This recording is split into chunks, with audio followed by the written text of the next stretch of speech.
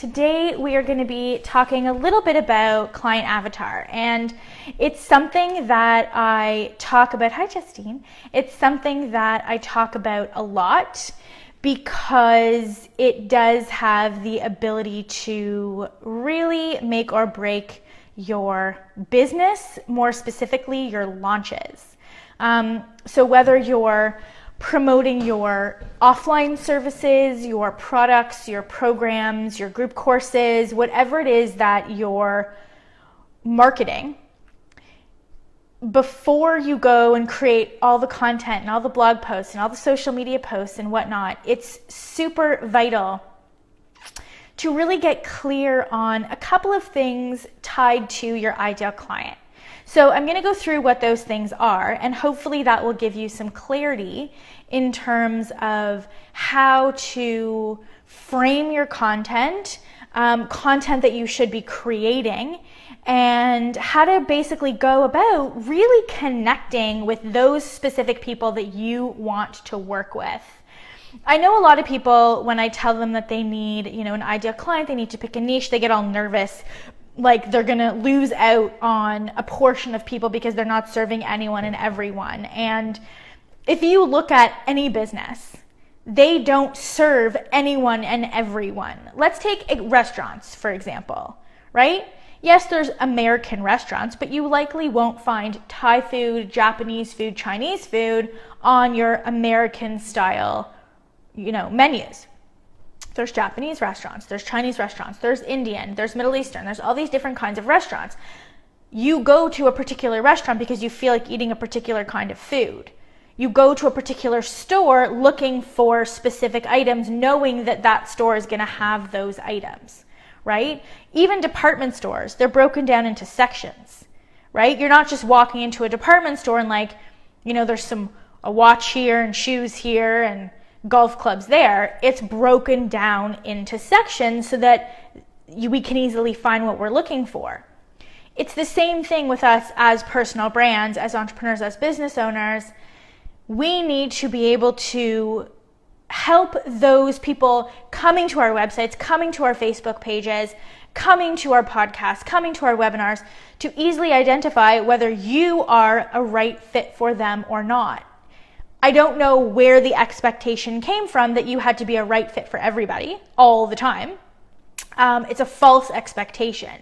You only have to be a right fit for a specific kind of person, because there's probably hundreds of thousands of those specific kind of people out there in the world. So I'm going to go through a couple questions that you should answer while you're creating your editorial calendar, while you're planning out your launch sequences, stuff like that. Every time you create a piece of content, whether it's a social media meme or an inspirational post or a recipe or a blog or a video or an interview or anything like that, anytime really you're creating content, you always want to think about, well, how is this going to, inspire, educate, motivate my ideal client? How is this helpful? What problem am I solving? Our prospective ideal clients want quick, actionable tips. They want quick, actionable tasks. They want to learn quickly. They want to do quickly, and they want results. So by communicating the solutions to their problems over and over and over again, you are going to guarantee that when people come to your website, to your social media platforms, they're going to know instantly whether you are a right fit for them, and then they will want to know more about you. So the first question that I want you to think about is, where is your ideal client at the point of first contact with you? When they first hear about you, when they first come across your website, when they first come across your social media posts, right? Where is he or she from a health and a mindset perspective? Have they hit rock bottom? Are they looking for more information? Where are they at point of first contact? Because if you know where they are, your ideal clients at point of first contact, you can create almost like a start here blog post or a start here video, and include content that you know would be helpful to them at that beginning starting place where they are in their mind, right? The next thing that I want you to think about is, where do these prospective ideal clients want to be? What is their goal, right? And not just like, oh, they want to lose 20 pounds or they want to reduce their bloating, but why, right? Why do they want to lose weight? Why do they want to reduce their bloating? Why do they want to improve their lifestyle? What is it about this desire, about this goal that's fueling their motivation? So where do they want to be? Okay, what's the outcome that they want? It's something that you need to talk about in your content over and over and over again. This desired outcome. We need to paint the picture with words, with video, with audio, with graphics, so that they can actually feel that that outcome is within reach. Because if that outcome is a year or 2 years down the road, then they're going to feel like it's unattainable. And maybe that outcome is 1 or 2 years down the road, but we can then chunk it down into smaller steps so that they can have a win, so that they can build their confidence and buy into and trust you as the expert. The next thing that I want you to think about is what's holding them back. So we know where they're starting from, we know where they want to go, but what's holding this person back? What are the challenges? What are the faulty beliefs? What are the myths? What are the blocks, right? We need to know what's stopping them from getting from point A, where they are today, to point B, where they want to go. We need to understand all the stuff that's going on in real life for them and also perceived. Because a lot of the stuff that stops us and our clients is all perceived. It's not real in the sense of, you know, this key is like something I can hold and real. It's perceived, right? Just as an example. And then the next question is, what's the trigger? So what's the trigger that motivated them to get onto Google and type in, you know, how to get rid of acid reflux naturally? Like, what is the moment? What's the aha moment? What does she have to believe is possible? What is she afraid of? Is she motivated by risk? Is she motivated by reward? Right?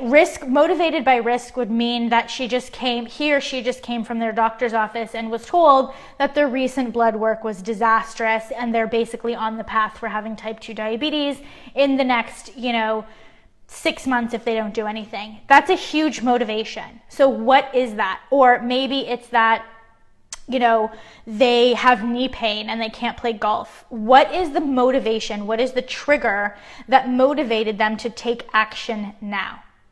Okay? And if she does nothing, if they do nothing, what's at stake? What are they going to lose out on if they do nothing? If this ideal client literally stays the exact same for the next year, for the next 12 months, what is that going to look like for them from a physical and an emotional perspective, right? Because they are going to lose out if they do nothing. And we need to communicate that to them, because sometimes people are so in their own heads and they're so in their own stuff that they can't see the forest through the trees, and they don't understand and can't conceptualize or feel what they're actually going to miss out on if they choose to do nothing. Because all they're thinking about is present tense, how bad and awful and miserable they are right now. And sometimes that's not enough to get people to actually commit to doing the changes. They're so in the moment that they can't see the future, that if they don't do anything now to change it, it's going to get worse. And so we as the coaches, we as the guides, as the experts have to, with empathy, explain what will happen if they choose to do nothing. And then you're able to say, okay, based on these challenges and based on your goals and based on where you are now, here's what I believe to be true. Here's how I can help you.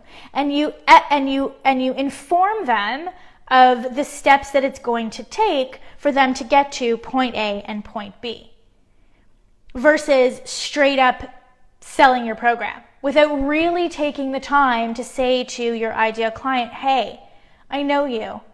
I get it. I understand that this is what you want. I understand that this is how you feel. I understand X, Y, and Z challenge. And together, we're going to overcome it. Understanding your ideal client allows you to market with empathy. It allows you to sell with love, because you're not selling them from a place of greed. You're selling them from a place of genuine understanding and genuine support, because you know what it's going to take for them to move from point A to point B. A lot of people don't keep their ideal client top of mind when they're writing sales copy, when they're writing blog posts, when they're posting social media, when they're doing videos. You want to keep this one ideal client and all of her pain points, the story that's already going on in her head. When she looks in the mirror, what does she really think, right? What does she really think about herself? How does she feel on a day-to-day basis? How does she want to feel on a day-to-day basis? Who is the person that she's self-identifying with? And how is there a disconnect from the person that she wants to be to the behaviors that she's currently doing? All of these things that I just talked about, they can all be individual pieces of content. You can spin it to say, if we're talking about where she is now, you can talk about pain now. You can make each pain point its own blog post or video or audio or interview, right? So each of these questions, where is she right now? Where does she desire to be? What's the bigger picture? What's the trigger? What's the trigger? What's holding her back from getting to where she wants to be? And if she does nothing, what's at stake?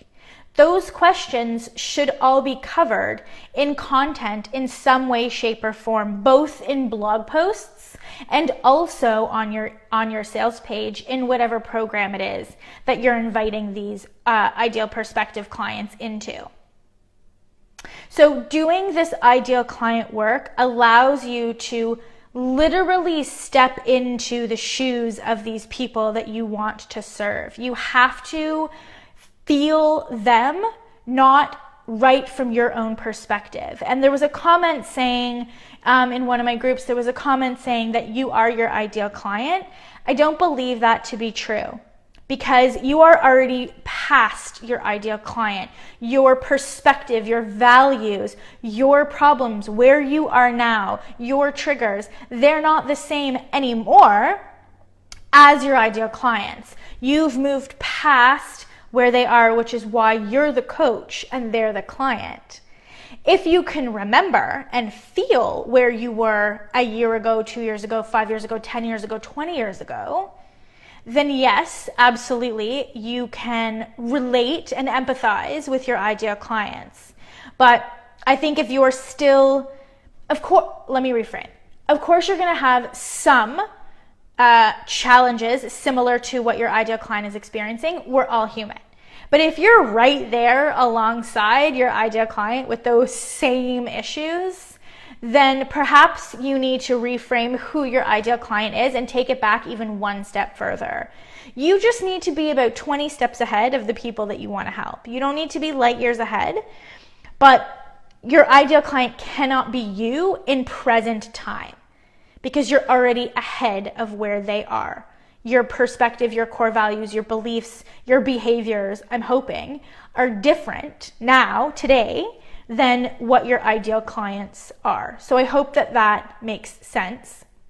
And I hope that the questions that I gave to you are helpful in when you go to create content, when you go to write your sales page. You always, always, always want to think of, what problem am I solving? What promise am I making? What outcome am I communicating? Why does that matter to them? How is it going to improve their life, right? Where are they starting from and what do they want? And how am I going to help them get there? How am I going to help them overcome those challenges? But in order to answer all those questions, you need to know what those challenges are. You need to know what their mindset is. And the best way to do that is just to go and ask them, right? Go find some ideal clients and go ask them these questions. Don't make assumptions, because your perspective now is different. Yes, your story relates because they want to know that you've been where they are. So Randy, this is for you. Your story relates because you've been where they are. You are now on the other side, which is what qualifies you to teach them. They want to know the system, the blueprint of how you got to the other side, of how you lost the weight, of how you got rid of acid reflux, of how you now parent consciously, of how you make your 30-minute meals, of how you meal plan. You've come out the other side, which is what makes you the expert. That's the story that they want to hear. They want to hear your lowest moment and your highest high, because it's inspiring. They want to hear about your other clients' lowest moments and highest highs because it's inspiring. It demonstrates confidence in your ability to get them from point A to point B, right? So your story relates to them in the sense of, this is where I was. This was my low moment. This is where I was. These were all my challenges. These were all my blocks. This was my trigger moment. This is where I wanted to go. And I figured out the system on how to get there. And that's what I'm going to be teaching to you. So I hope that this was helpful. And if you have any questions or comments, feel free to write them below this video. I'm going to try and keep these videos short, but I will be on the Wellness Business Hub Facebook page to answer questions and just join in the conversation. So again, I hope that you enjoyed this. Please leave a comment letting me know if this was good for you, any aha moments that you had from it. And I will be back again tomorrow on the Wellness Business Hub Facebook page with another live stream video. Have a good day, everybody. Bye.